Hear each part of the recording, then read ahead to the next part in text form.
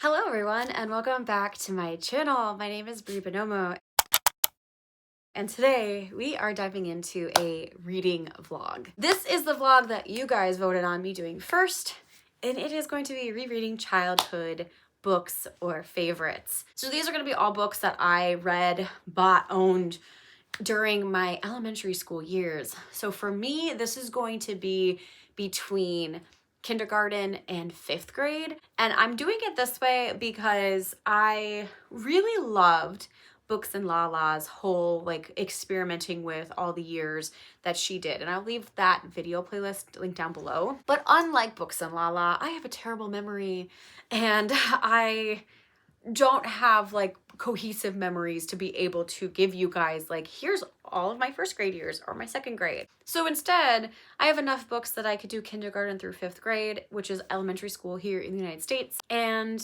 yeah, we're gonna talk about it. So my goal is I'm gonna reread a lot of these books. I'm gonna share my thoughts on them now as an adult and hopefully sprinkle in a little bit of memories from my own childhood. Maybe go visit a couple places like my elementary school and some of the parks that I used to love going to, and just talking about childhood in general. Like, let's reminisce, let's get nostalgic for a second. But this is the intro of this video, and I'm just gonna talk about all the books that I'm going to read throughout this, because I have quite an ambitious TBR. And maybe it's a little unrealistic, but because they're all kids books and they're pretty short, I think I could still get through them. Starting off, we have some Scholastic classics. So these are books that I bought with my own money at the Scholastic Book Fair when I was in 5th grade. In 5th grade, if you've been around this channel for like the last 5 years, I've mentioned this before, but in 5th grade, I really discovered poetry. And I also made a poetry ghost hunting club in recess time in 5th grade. So basically the whole point of the club was that we would like read poetry and we would share ghost stories. And so when I found these at the Scholastic Book Fair, I'm like, wow, these are for me. So did I ever read them? Yes, I do think I've read some, but I do think these were also a little bit more advanced for me. So because the fact that these stories were like at the Scholastic Book Fair, and like we have like William Shakespeare and Langston Hughes, we also have like Edgar Allan Poe and Shirley Jackson, The Yellow Wallpaper. Anyway, I have these two, and these are going to be like my as I'm going along in reading. Like, look how yellow these pages are. Like, these are old copies, guys. 5th grade. Amazing. But yeah, next, it wouldn't be like a elementary school classics read without having some goosebumps. Now, most of these books that I have coming up, I got through yard sales recently in like the last year or so. And I got a bunch of goosebumps for like $2. Like total. Like I got like 10 or 12 for $2. Return to the Carnival of Horrors was my choose your own adventure that I was obsessed with. I don't have that anymore and I could not find it. So we got these. Then in similar fashion, the Magic Tree House books. I have Ghost Town at Sundown and Night of the Ninjas. I remember reading these in class a lot. Don't know if these specific ones, but I do remember actually reading them and I always had a good time with them. So these are really quick. I'm going to probably read these with you guys live. Next, we have some like classics that were like, at least in my area, like everybody read these in elementary school as part of the class. We have Hatchet by Gary Paulson, which is about a boy in surviving the wilderness. We have Charlotte's Web. Then we have Holes. Holes is one of the bigger books I have. I remember reading this, I believe, in the 5th grade. And the movie was coming out. So I do really want to rewatch this movie. I rewatched it only a couple years ago and I still loved it, but I think this is a good excuse to rewatch this one because Holes is just so good. A Wrinkle in Time by Madeleine L'Engle. This one has a fun story to it. So we reread this in 2nd grade, which was like 1998 for me. And I remember really loving this. I was so into it. And then my family decided to take me to Disney World. I mean, great. Thank you so much for this lovely time. But I remember being highly upset because I never got to finish this book. Because we finished it. I was gone for 2 weeks. We went for like an extended vacation. My grandparents were super involved and helped us go. And we went for like 1 week to the beach in like Miami and then another week to Disney World. And so I missed most of this book. Like I started it and never finished it. And then I wasn't a huge reader back then, so I never picked it up on my own. So I've never actually finished this book, but I found it at a yard sale and I was like, oh, it's time to read this in full. And then of course, Bridge of Terabithia. This movie I rewatched with my kids when I worked in the school. So it was only like 3 years ago, and I love the movie still. It's been a while since I've reread it, so I'm ready to have my heart broken again. Outside of those books, The Island of the Blue Dolphins by Scott Odell was my favorite growing up. At the point in time that this is being shot, this still might be my most read book. Like, I've read it maybe 4 or 5 times, but it has been many, many years because I would just like get it out of the library over and over again. I just loved it so much. The thing with this book is I'm nervous it's not going to hold up because it does have indigenous culture in it, I believe, and I don't know how well that was done. But I am hoping that it's not terrible and I can still love it. But yeah, this is the one I'm mostly nervous about. We also have some Shel Silverstein, A Light in the Attic and Where the Sidewalk Ends. As I said, 5th grade for me was a big poetry year. I discovered I love poetry. I did a lot of mimicking poetry, and maybe we will explore some of that. I still have my old poem books. But without him, I don't think I would have been the poet I am today. So we probably won't read these in full, but I'm definitely gonna like pick and choose some poems to read with you guys. If we're feeling super ambitious, I might reread Harry Potter, because I won't lie, The Sorcerer's Stone for me literally was the book that got me into reading. All of these books I read, but most of them were because I was forced to read them in school. This book, however, was the first time I picked it up and was like, I love reading so much. Like, I just need more of this. And without Harry Potter, I would not have wanted to write my own stories either. I think I read this either in 4th or 5th grade. My grandmother bought me the first 2 books, and then my grandmother died when I was in 4th grade. So I want to say I might have picked this up in 5th grade, and that's when I really started getting into reading and writing, because I also learned that I loved writing in 5th grade. 5th grade was a very memorable year for me. This is my really well-worn copy. It's my original book that I got from my grandmother, and I may end up listening to the audiobook for this too. And the only other 2 books that I wanted to mention were 2 that I didn't physically own and I could not find. The first one was Freak the Mighty. I do remember reading this in school, but I did not find a copy in time for this video, but my library has it on audio, so I will be reading that during this vlog. And the last book that I really, really wanted to get to, because it kind of was in the same vein as Harry Potter, was Twitches. I loved the Twitches series, but I think I only read up to book 4 because I just couldn't get them. The Twitches book was like, I had an obsession with twins. That came later into my writing, but I also love the magic and the world, and I'm sure it doesn't hold up, but I did try to find that. I actually tried to buy it on Amazon from like a third party at one point, and they canceled it because they said they couldn't fulfill the order, and nobody has it. Like, I feel like Twitches almost doesn't exist if it wouldn't have been for the movie that was made with Tia and Tamara Mowry. But I may watch that movie. I may give that a go. I know it was completely different than the book, but if I can't read the book, I might as well watch the movie it was inspired by. So that's the to-do list. It's a very ambitious blog. So I hope you guys are ready to strap in, because this is probably going to be an hour long. But yeah, let me know now if you've read any of these books and if they were required for school. All right, let's get into the reading. Hello friends, good morning. It is like 7:30 in the morning, so I look like a hot mess, but I am going to do a quick cleanup around my house before I get ready for yoga. I'm going to yoga at like 9:30. Well, I have to leave at like 9:10 to get there, but yeah, I'm going to yoga. I'm really excited because it's been a minute, and I decided that while I'm cleaning and driving, I'm going to listen to Hatchet. I found it on my library, the Libby app, and it's really short. It's like 4 hours long. So I'm excited to start this one. I don't remember much about it, to be honest. It's been a really long time since I read this book, and I've never reread it. But I remember reading Mindy McGinnis's Be Not Far From Me, and I thought it was a similar vibe, which is like survival story, like you're stuck in the woods and you have to find your way out. I don't remember if like this is a happy ending or a sad ending. I just remember reading it when I was in like 4th grade maybe, or 5th grade. I don't know, I was really young, and I remember liking it. But yeah, so we're gonna try this. I'm gonna listen to this, and we're gonna do a little bit of cleanup, and I will check in when I have something to say about the book. So I'm only like 20 minutes into this book, and I'm just like, running around doing my cleanup, and I'm like, wow, that first chapter is kind of terrifying. Like, when you're thinking about like I said, it has to be anywhere between like 3rd and 6th grade that I read this book. I don't exactly remember. But the first chapter, you get like the fact that his parents are divorcing and that he knows something that one of the parents don't know. I think it's like his dad doesn't know. There's a secret that Brian, the main character, has. And then the plane, like you're on a small charter plane, which I did remember a little bit, but like the pilot has a heart attack. And it's so descriptive, and I was like, oh my gosh. And listening to it, it has like the music that starts to amp up in the background, and I'm like, this is scary for children. But again, also like it's real life, so I think like it's important to have these things in kids' books. But I was like, was not expecting the graphic details of the heart attack and how terrifying it would be to be on a plane when it's just you and the pilot is no longer responsive.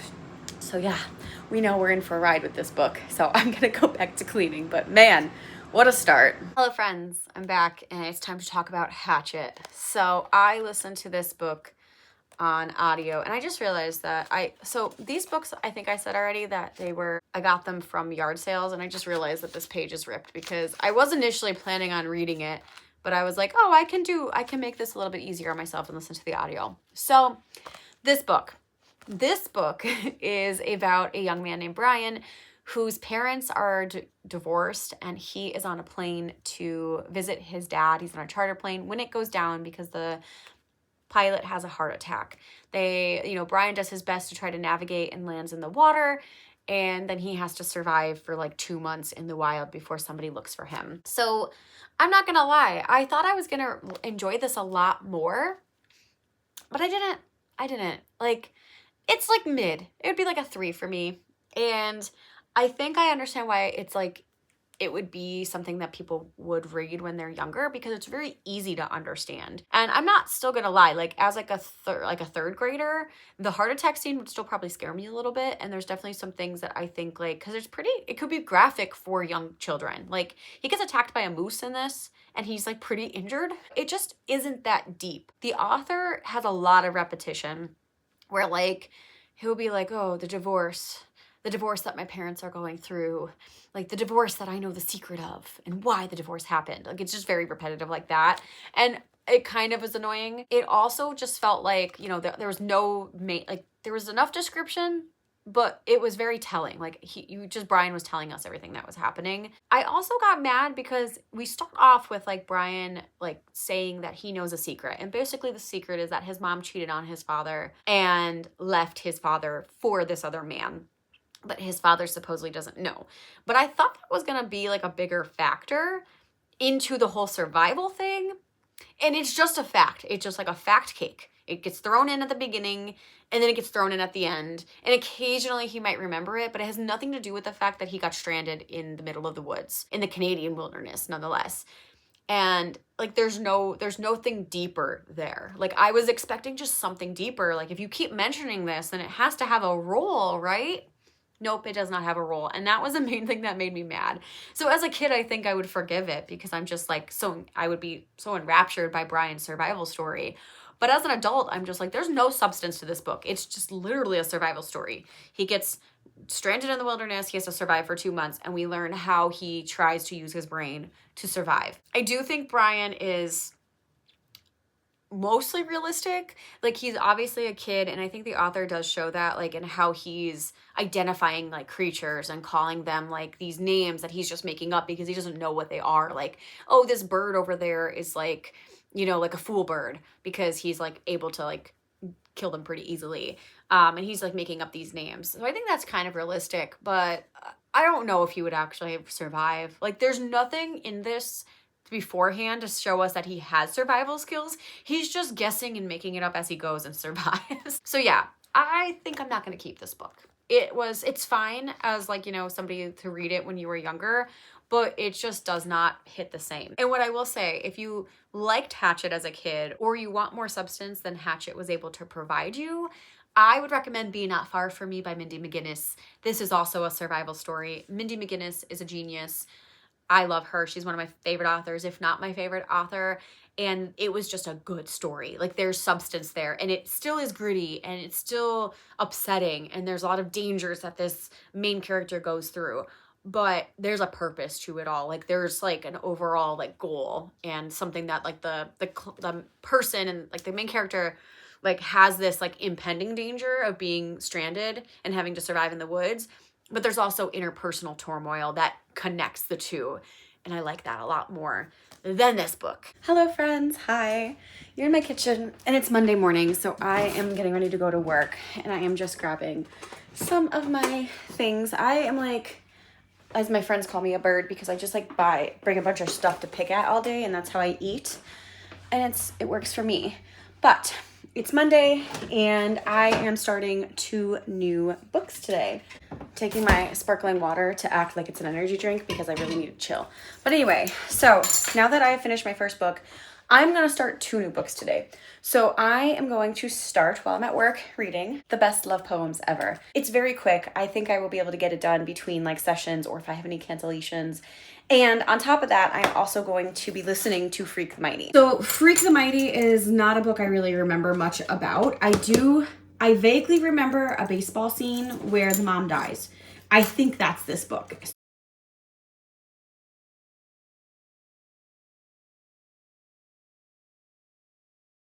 So I don't know if that's really going to happen or not. But I just remember it being extremely sad. And I know we watched the movie in class. So that's all I remember about it. But it's a 3-hour audiobook. So my thought is I can listen to a little bit driving to work and from work. And when I get home at some point, because there's 2 options. I'm either going to come right home and I'm going to do a little cleanup in my house because I let it go the last 2 days. So there's just stuff that needs to be put away that I didn't. Or I'm going to go to the grocery store, do a grocery pickup order, and then come home. So either way, I'm going to either have a little bit extra time driving or I'm going to have a little bit of time cleanup. And I'm going to do that so that way I can be on top of this week. But I'm going to listen to that while I do that today. So yeah, I don't know if I'm going to have much check-ins for either of these books. Like it might just be like, hey, I read it and here's my thoughts. Or I might end up having like breaks in between that I'm going to be like, hey, guess what? But overall, that's my goal. I'm going to read the love poems today and I'm going to read Freak the Mighty, and I probably will be done with both by the end of tonight. So we'll check in at some point.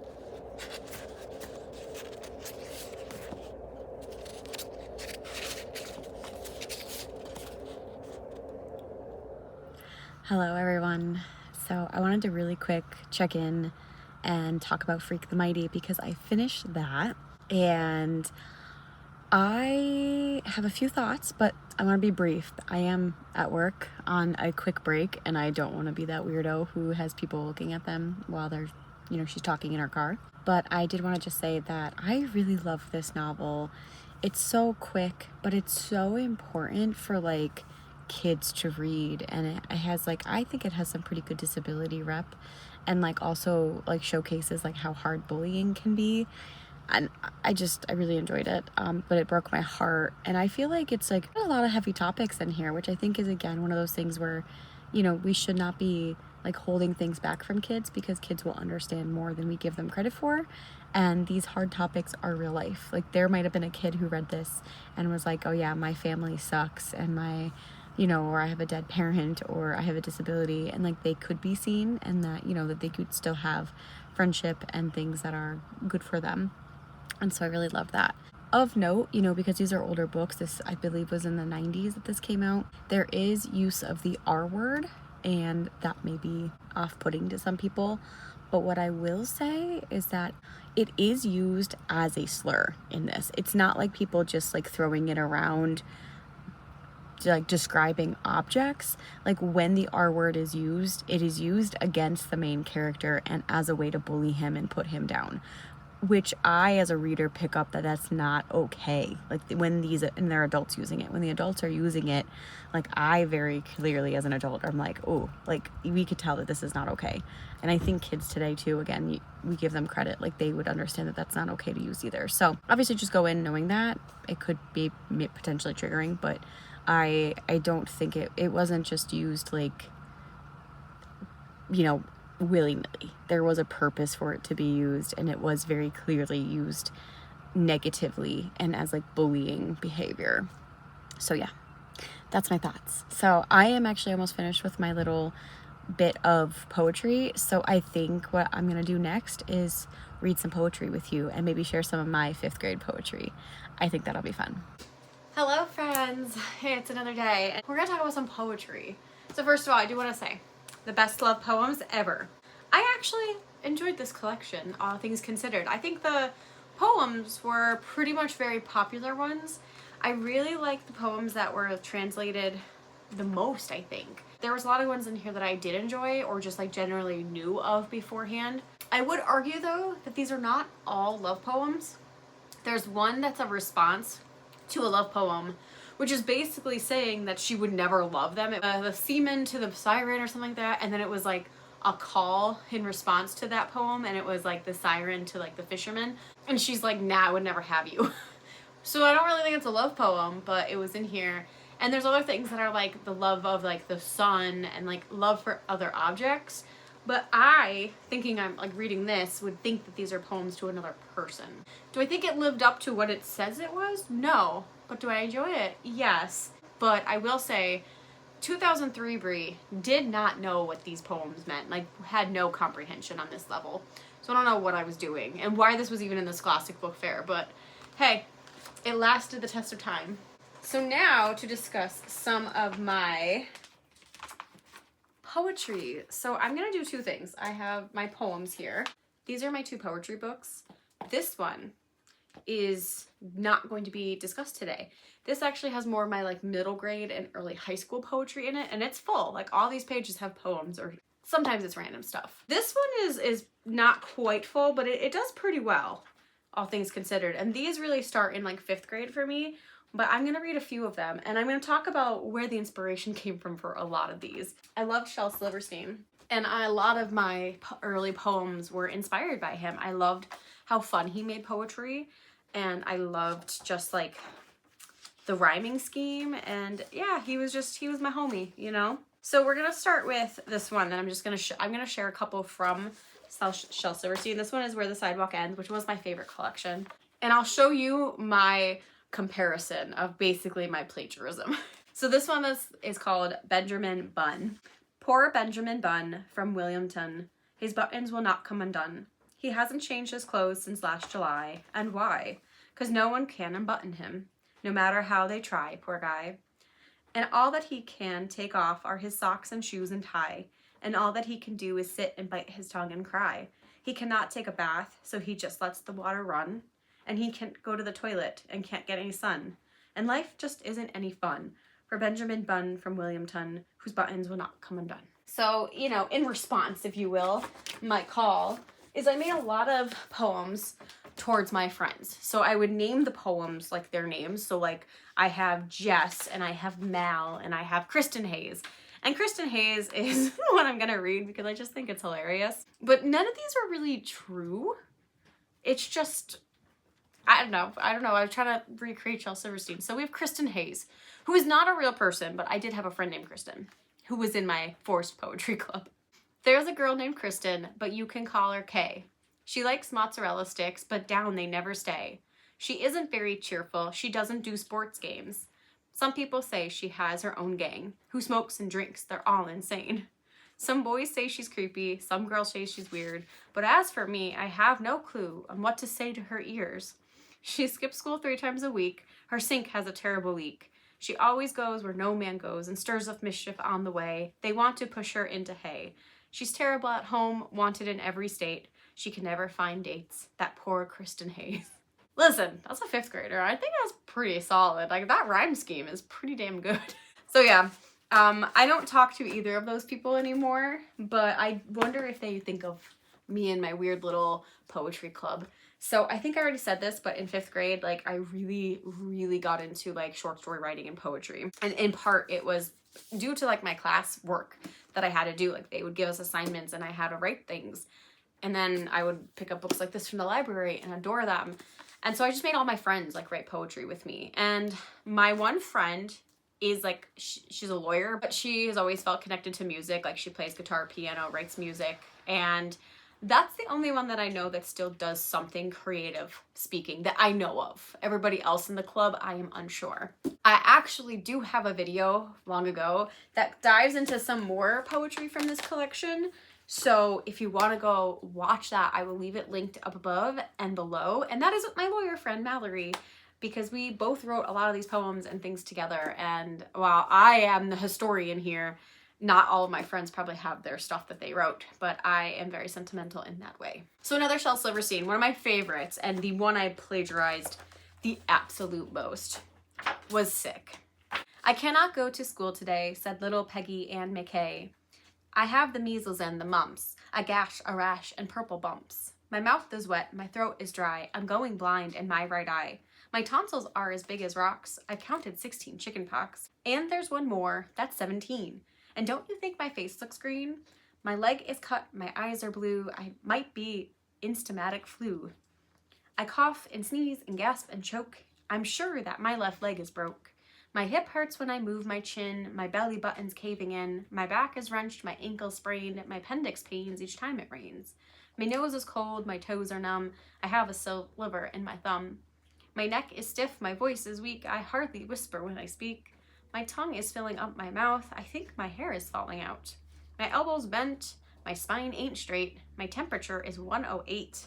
My brain is shrunk, I cannot hear, there is a hole inside my ear. I have a hangnail and my heart is, what? What's that? What's that you say? You say today is Saturday? Goodbye, I'm going out to play. One of my favorites. So much so that I wrote sick. Mom, I can't go to school today, and let me tell you why. I'm sick. I've counted 18 chicken pox. Not that that was like straight up stolen, huh? I've counted 18 chicken pox, and I've got a terrible sneeze. Coughing all night, so I guess you can see I'm sick.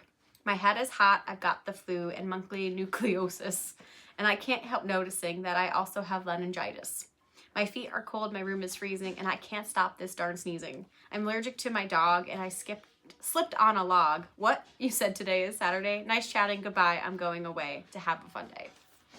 So like not completely, I did make up my own thing, except for the chickenpox line, which I guess I was like, I just liked that one a lot. But actually, I think it was pretty genius to bring back the sneeze. I really liked that as like a 5th grader to be like, let me just recount. Like, remember, I have this terrible sneeze.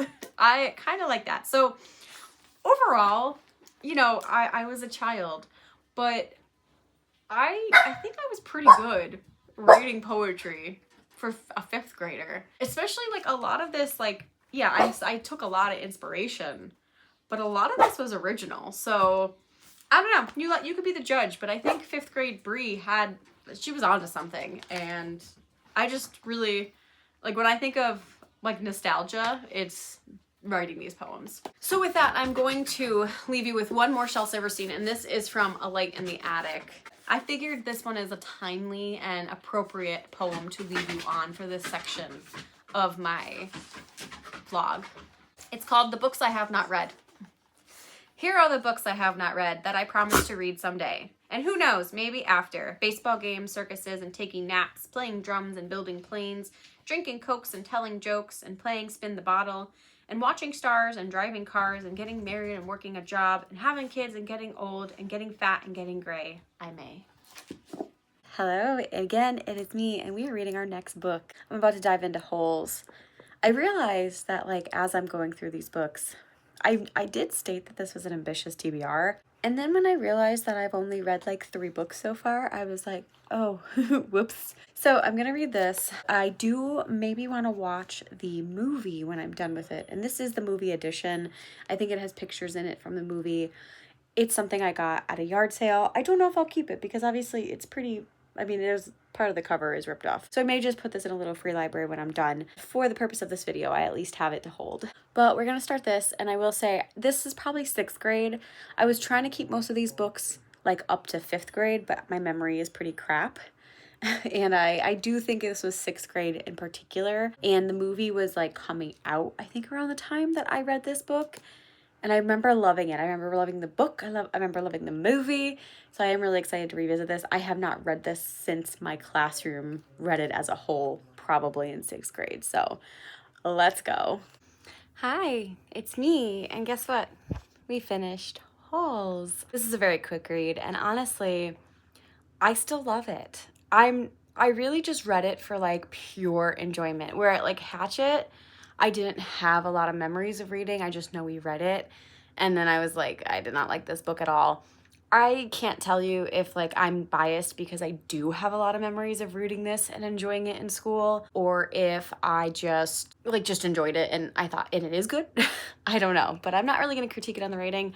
This was just a really fun read. So I haven't watched the movie in a minute. I feel like I've watched that movie a lot when I was younger, but when I was listening to this on the audio, like the entire movie was playing in my mind.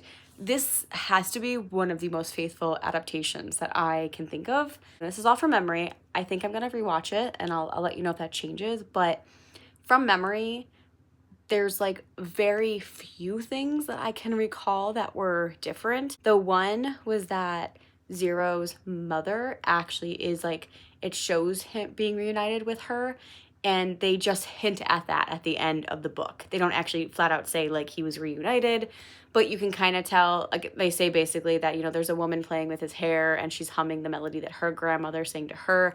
So obviously it's his mother, but they don't say it outright. There's also some discussion of Stanley being overweight in the book and how that was a source of him being bullied in school. So like he didn't really have a lot of friends. Like he was kind of a loner because people bullied him for his weight and his looks, which obviously the movie did not dive into that, and they casted Shia LaBeouf, so he's not a big guy, and they kind of dismissed that a little bit. But overall though, everything else seemed pretty spot on. Otherwise, everything else seems pretty spot on, and I really think, like, you know, again, I don't know if it's my memory, but I feel like the actors in the movie were just perfectly casted. Like everybody fit their part so well, and yeah, it was just a really good time. My gripe about this book though is that it has pictures in the middle, and these are spoilers. These are like the end of the book right here, and it's on page 123, and I'm like, why would you? That's a huge spoiler. I don't know. I'm probably not going to keep this. It is, like I said, it's kind of ripped and stuff like that. But, like, if any kid wants to read this, like, why would you want that spoiler in there? I don't know. That just seems like an odd choice to me of, like, including images from the end of the book in the middle of the book. But I digress. So, yeah. I just really liked this one. It still holds up in my opinion, and I have a lot of fond memories of it. So, yeah, I think I'm going to watch the movie, and then I'm going to start Charlotte's Web. And this is a book I have not read since maybe first or second grade. And I have no idea if it's going to be cute and I'm going to love it, or if it's just going to be like, why did I do this to myself? So I'll check in later.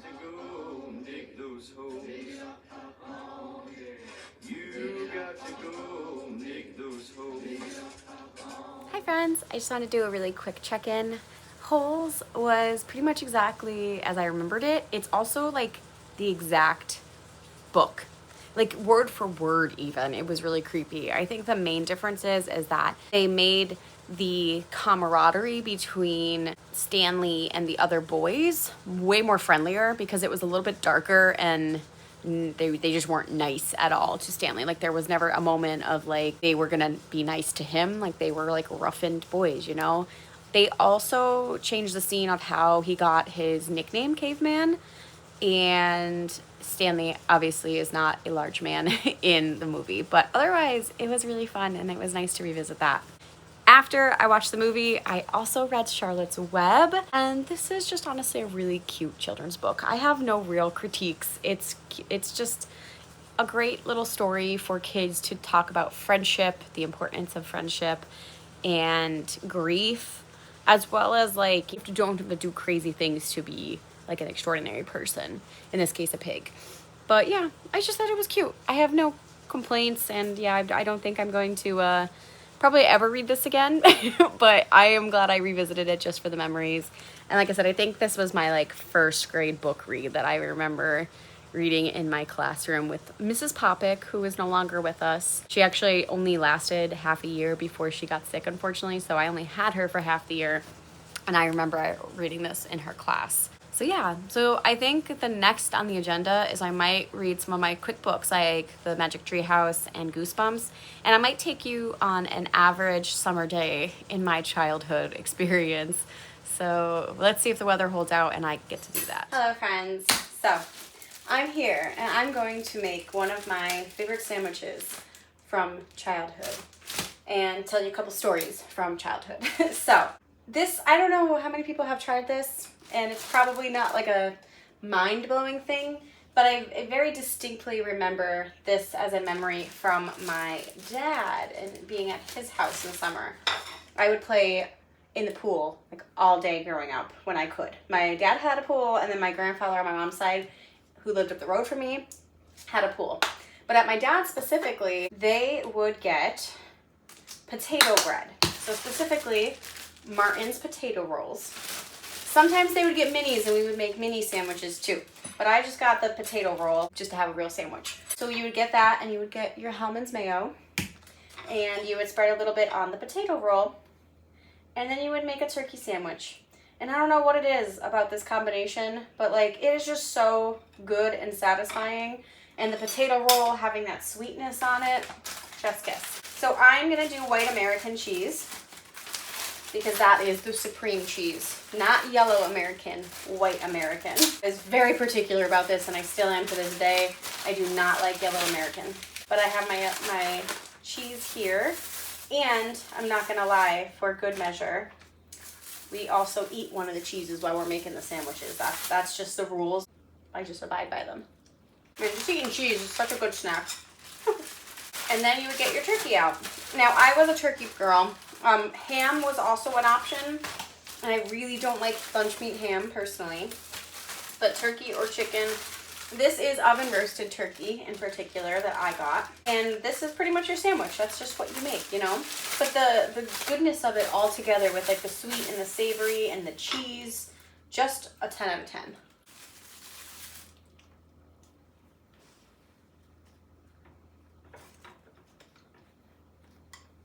And there you have the sandwich. Delicious. That was like a core memory, is like just going swimming or, you know, being there and then coming in and having these little sandwiches. My dad would also make them for the beach quite often. So if a couple times I went to the beach with my family, we would have these. And that's why I'm saying the mini potato rolls are also really good because you can make a bunch of them and bring them to the beach or the pool. And we just have little sandwiches to snack on throughout the day. And that was always really good. However, the thing that brought it all together, which is a Pennsylvania brand, is Middlesworth barbecue chips. This was a staple in any family that I've ever lived with. My mom's family, my dad's family, my husband's family. These are the chips. And if you are not from Pennsylvania, you might not have had these, but these are by far the best barbecue potato chips in the world. And you can fight me on that. If I have ever sent somebody a package before, so like if I've had like my other friends that I would send a little like taste of PA for, I always send them a mini bag of these because they are just so good. There's 3 kinds that Middlesworth does. Barbecue, their regular chips, and a sour cream, but barbecue is, again, just so good. They're like, I don't know, I can't describe them to you, but they're soft and they're just really good. So that's my sandwich and that's my plate of childhood.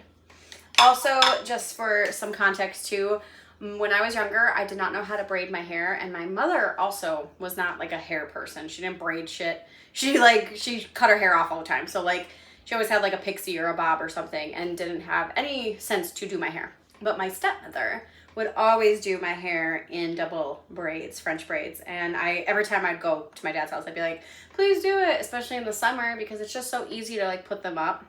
So eventually I did take to myself how to do it so I could do these. So in honor of the childhood, you know, I put these in. And I don't really have pictures because I cannot get to all my photo albums. They are in my attic and they are very much locked into it.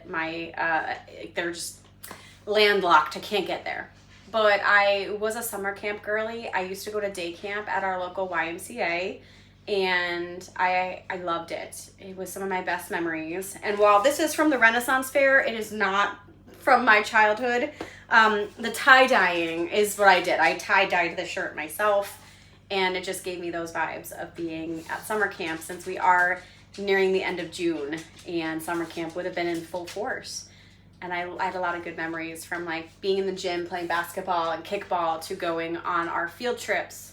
And I went on so many field trips to going to the park or the YMCA pool because it was at the YMCA. There's just a lot of good memories. So I am now going to go read some Goosebumps because I would absolutely do that in my spare time if I had the choice. So let's go read and eat my sandwich. So I am going to read the Goosebumps Welcome to Dead House. And I just want to be super real with you guys that as a kid, I was not a super healthy person. I would not drink water very often unless I was playing sports. But I was I probably would have drank juice. The Huggies in particular would have been what I would have been drinking, but I don't like juice and really sweet drinks at all. That's not how I am anymore. And if I wasn't drinking like a juice box or something, I would absolutely be drinking soda. I drank soda like a fiend as a child. So we're not gonna do either of that because I don't want to, but I am gonna treat myself to a little bit of adult juice and not alcohol. I'm gonna drink some kombucha. It's not really what I would have in childhood, but I wanted something that was like kind of fun and like maybe like, you know, what would be like a compromise to how I would want to drink something. So I figured a blackberry trails, it's blackberry, ginger, and green tea. It's kind of like a juice, right? So we're gonna go with that and eat and read some books now. Okay.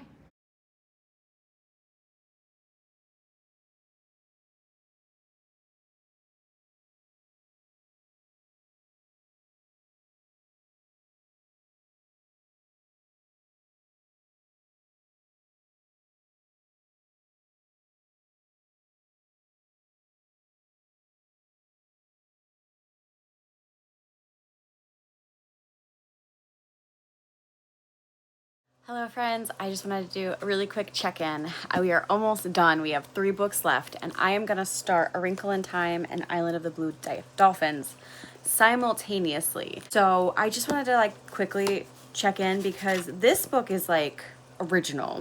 I think it's like the original 1960. This is like a first edition. I don't know if it's like legit first edition, but it is an original book. And I had found this at a yard sale, which is why I bought it, because I was like, oh my God, like, dang, you know? So I bought this.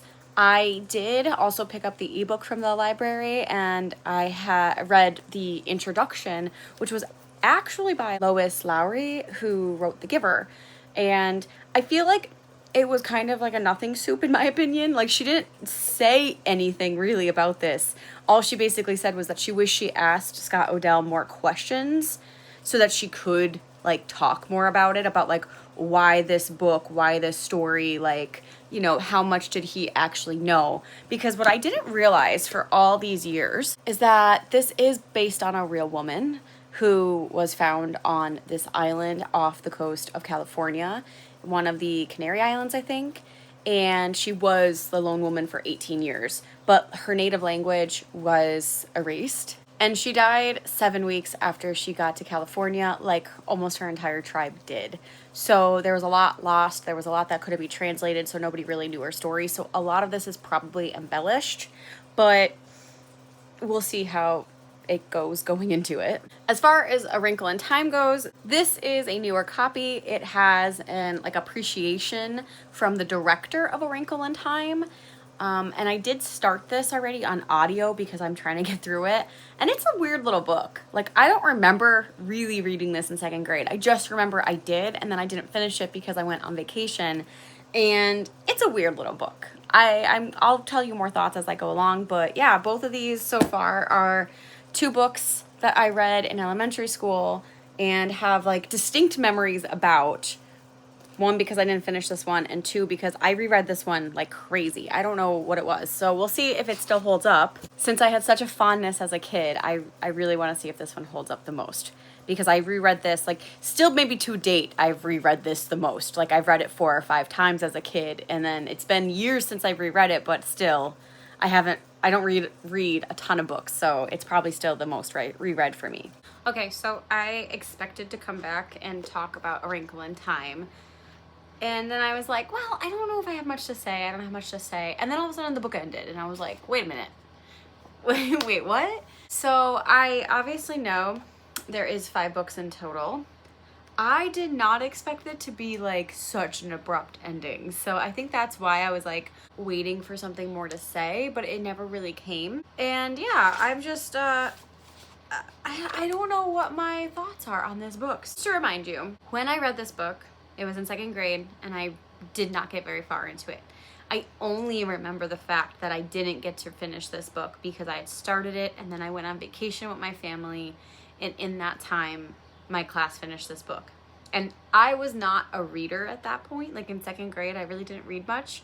So there was, like, no drive for me to go figure out, like, how to get this from the library and read it on my own. So there's not really much I remember about it other than that, like the surrounding circumstances. I don't remember this book. I also watched the movie when it came out. I went to the theaters, and that didn't really spark any memory for me either, but I feel like it's very different. Like, I was trying to remember like the little things of what happened, and I think it's like the same but not the same.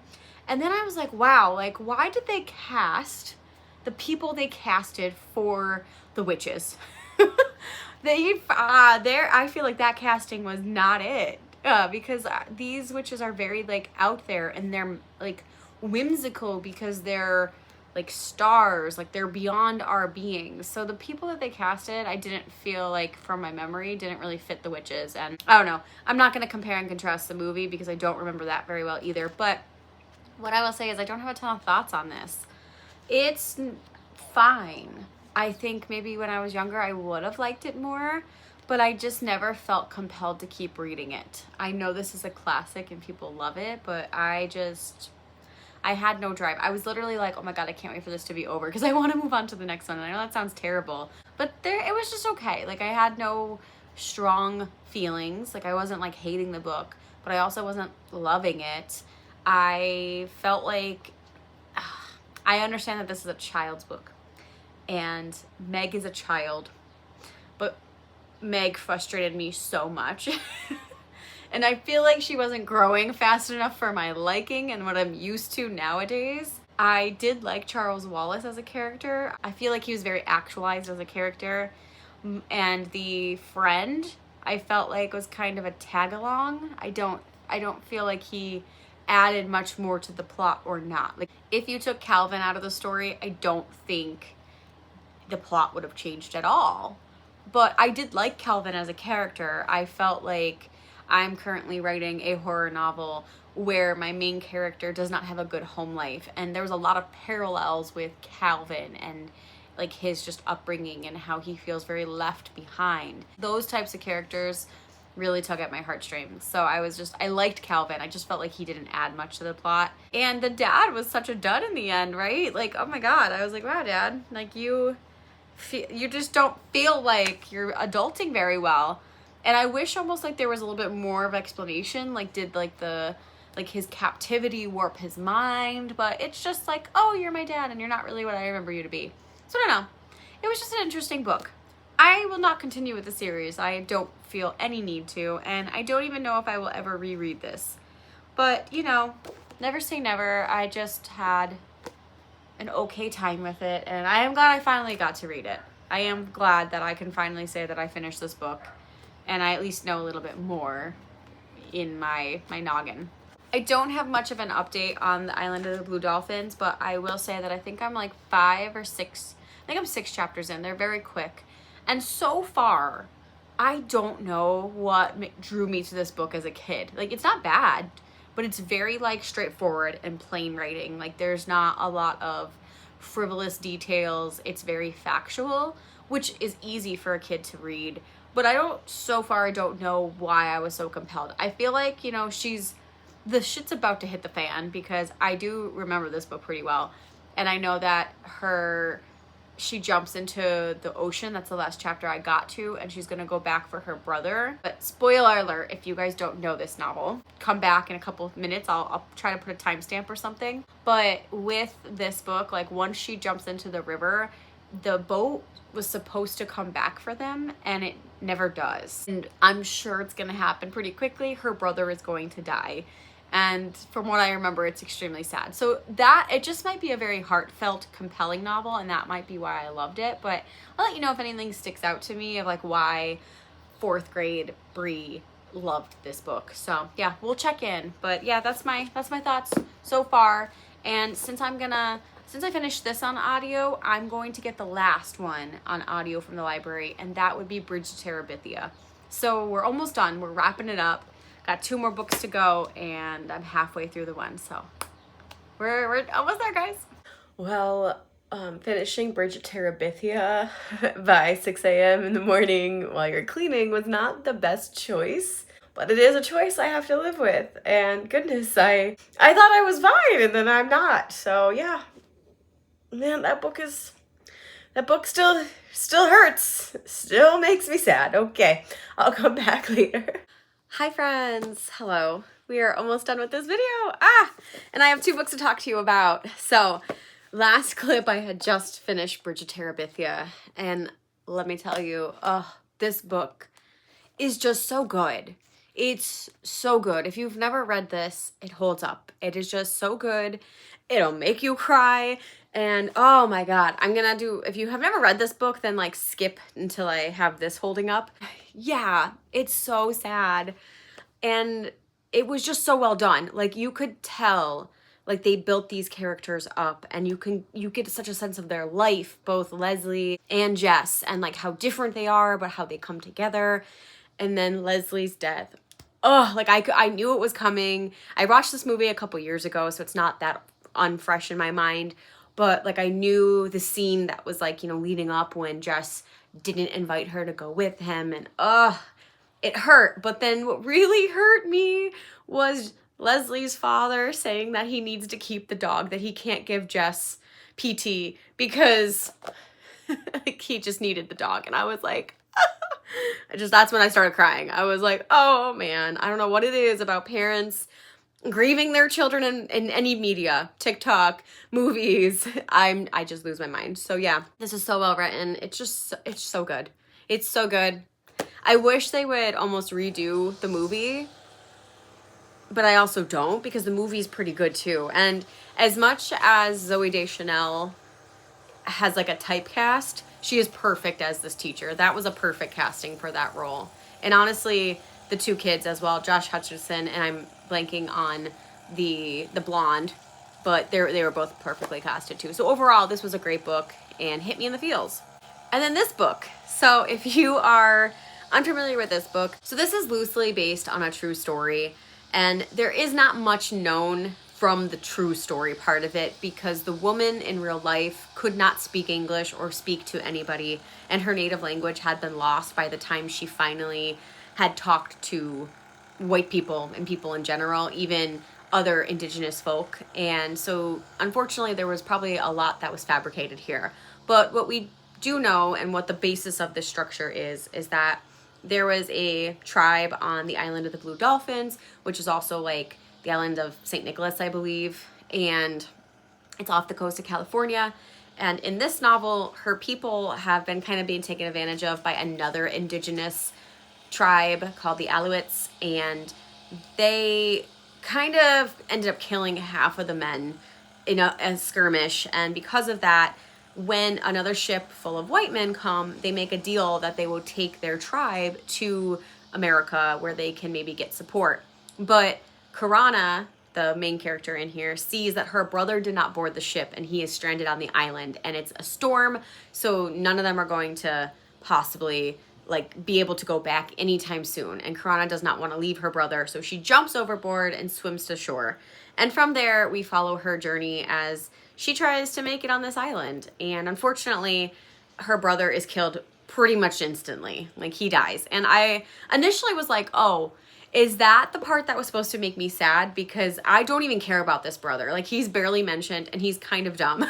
Like, he's a dumb kid, let's be real. Like, he wanted to go back for something of his that was not really important and missed the ship. That's why they didn't get to go on together. But after he dies and Karana buries him, like, we just follow her as she's alone on this island for 18 years. Hi, baby. And because of that, she initially is really alone, but there's like different things that happen, and she starts making friends with different creatures on the island. And Rontu, a dog that she tried to kill, a wild dog, they end up being friends after she tries to kill him, fails, but then saves him because she feels bad for him.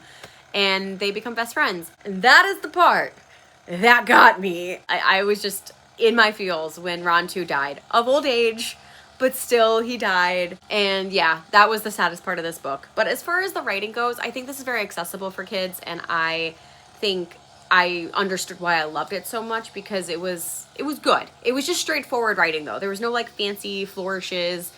It was just a straightforward book, and I did enjoy it again. I am not Indigenous, so I cannot speak to any accuracy of any sort. But what I will say is it does seem like the author, when he was alive and wrote this, really tried to be sensitive, despite the fact this was like in the 60s. So like there's that. And obviously most of this is fabricated because nobody really knows the true story about what happened, because nobody can talk to the woman who lived. And unfortunately in real life, everybody died because of diseases when they came to the mainland, which is terrible.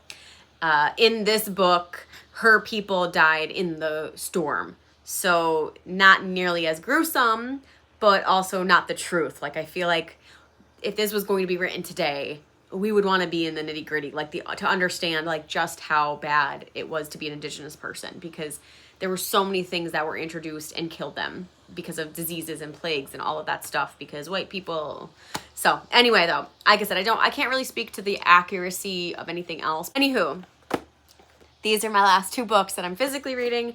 I am going to read the Magic Tree House book, and I want to talk about the Goosebumps book that I read before I end. And I have one other little thing that I want to share before I close out this vlog. So yeah, we're almost done, guys. Hello friends, hi. We are at the end of my rereading of my childhood favorites video. And I have just a few things left to share. So briefly, I do want to just mention about Goosebumps and the Magic Tree House books. This is super cute. I think both of these are still accessible to middle graders today, and I think like this would be such a great way to introduce kids into reading because it's simple, it's for young kids, and it's adventurous. I mean, I definitely wanted to fight ninjas when I was younger. And this is a great way to introduce kids into horror. I will say reading this one, I felt like it was creepy. Like it was kind of scary. Like I don't think it hit me as much as it would when I was younger, but I imagine my younger self being like, oh my God, this is genius. So I think it still holds up, and being like the first Goosebumps ever published, it really didn't have any glaring like technology disparities or like anything like that. Like I felt like kids today could pick this up and they would imagine kids themselves like in their own neighborhood. So yeah, these are really fun and nostalgic. I don't know if I would ever like read these on my own again, but I would come back to some Goosebumps. It was a good time, and as somebody writing horror now, I understand why I'm a weirdo. So lastly, I didn't really have a lot of pictures, and I don't have a lot of memories that I could share. You know, I said in the beginning of this video that Books and Lala kind of inspired this because I loved her nostalgia series, and she just had so much to share about her life and her experiences. And I don't really have that, unfortunately. So what I do have is this lovely little folder with a bunch of things that I could talk about, because my school did a really cool thing where every year from 1st grade through 6th grade, you would put something in like your memory folder, and it would be something you did during that year. So I just wanted to kind of spitfire a few of these memories that I might not remember specifically, but clearly these are forever memorialized in history. So first is my pre-K report card. This is 1996 to 1997. Most of it is things I could do by the end of the school year. This is like my record of like what I learned in pre-K. The first thing was I like to talk to my teachers specifically. I was an only child for like 5 years of my life, so that's telling. Did have a hard time sharing my toys. It makes a lot of sense. It says I did a nice job asking questions. To this day, no one clocked me with ADHD. It's amazing. Talkative and asked a lot of questions in pre-K. Undiagnosed. We would do circle time in pre-K, so like singing and, you know, chanting and stuff like that. And I enjoy singing, and I still do to this day. I have not changed very much since I was 5. I was able to identify my 4 basic shapes, and I also recognized diamond and oval. What an overachiever I was. My favorite activity was having snack time. I was said that I was a sweet child, so like, how adorable is this? So yeah, that was my little report card. And obviously, I'm very similar to myself, you know, almost 30 years later. Then we get into 1st grade, and I just want to say that like my artwork is like astounding. It's actually like, how is this not something like, you know, extraordinary? I don't even know what I was supposed to do. Like, I don't know if I was supposed to write park or playground, but I just redrew the picture. No one will ever be able to say that. But this dog That's straight out of a horror movie, actually. That would be a great, like, if, like, my childhood drawings came to life to attack me. Good horror concept. But yeah, it just says the dog can go to the swing set, the park. I don't know what I was going for. Is the dog out, Mom? Yes, the dog is out. In 2nd grade, I had this very lovely just recap that I got in my thing where I had to write. And it said, I liked my teacher a lot. I also liked reading class. I cannot remember who my 2nd grade teacher is. I think it was Mrs. B, which I would not be able to pronounce her last name. My teacher was nice. I liked reading class because I learned words. Actually, it says, because you learned words you didn't even know. And then I became obsessed with words, guys. Clearly. And I didn't like anything, but I specifically said what I didn't like was nothing. So yeah, that's my recap there. We're starting to be articulate. 3rd grade was really cool. I think I already kind of mentioned this in this video, but I wrote my first poem in 3rd grade and it was called The Pelican, and I also did my own artwork. So like, there's that. But I will read that to you. It's called The Pelican. There was a pelican in a tree who sang a beautiful song for me. It squeaked and it squawked and wished for a very big fish and split some with me. Not too bad, not too bad. And look at this lovely artwork. Get it all in there, beautiful. Unfortunately, I'm not gonna read this one fully, but I will say that I wrote my first short story in 4th grade called The Leprechaun. And I made it kind of funny, which I don't think it would not be funny today because I had like my classmates in it and stuff. I list a lot of names in here. And I'm still friends with one of my friends in this story today. But yeah, so that was my 4th grade first story I ever wrote called The Leprechaun. And then in 5th grade, I don't actually have I have dare stuff and things like that, but I started writing my own short stories in my spare time. This is when it all started. I have The Vacation. And can we just admire the fact that I included everyone I ever met and knew in 5th grade into my stories? Like, ridiculous. So we got a Paige on our walkie-talkies, and Paige is spelled like a female's name and not Paige. I was not great at grammar at this point in time. I had the ghost dance, which was about like a school dance we went to, and then our crazy Christmas Eve. Yeah. Fun times. Everybody's in my thing, and I think sometimes people die in these too. Yeah, what a wild imagination I had. And lastly, I mentioned here too that I went to summer camp a couple years in a row, and it was one of my favorite memories because I got to do a lot of things that I normally wouldn't be able to do. And I drew myself a picture of me. So I believe it was 6th grade. We had to write something that we did over our summer, and mine was my summer camp adventures, and I played a lot of basketball in the basketball court, so I think that's probably why I drew it. But yeah, we're still killing it. My art skills are not very much improved, honestly. And that was me and all of my glory. So yeah, this was a really fun video, and it was kind of nice to dip into a little bit of nostalgia. I know that this covered a lot of years, pretty much from like pre-K through 6th grade, so it was a little bit longer, but I really enjoyed doing it. So I have a couple other ideas, and if you guys made it to the end of this video, let me know if you're interested. I was thinking that I could possibly do like a middle school sector of like reading things that would have been in middle school for me. We didn't quite have middle school. There was a comment in this book specifically that asked a question about like, oh, what kind of school are you going to? Is junior high in the elementary school or the high school? And this girl replies, no, it's so small, they're all together. But we didn't have a middle school. We had a junior, senior high school, and that like was 7th through 12th grade in one building. But like the 7th and 8th graders had like their own little like hallway. Like they pretty much stayed in one corner. They had access to everything else. Like everything was that, but like we were in a small school. So my like junior high / middle school would probably be like 7th and 8th grade, and then I could also do one for 9th through 12th grade. And if we want to get really fancy, I could have 2 videos for high school because I do have more memories of high school, and I had the books I had to read for high school, so my summer reading, and I had a lot of books that I read during high school, specifically tons and tons of vampire books that honestly I would love to reread and see how they hold up today. So yeah, let me know if you're interested in any or all of those videos, and maybe I will do more of this in the future. But for now, thank you guys so much for watching, and if you made it this far, please send me like a little schoolhouse emoji to let me know that you watched the whole video. And thank you guys so much for tuning in. Until next time, I'll see you then. Bye.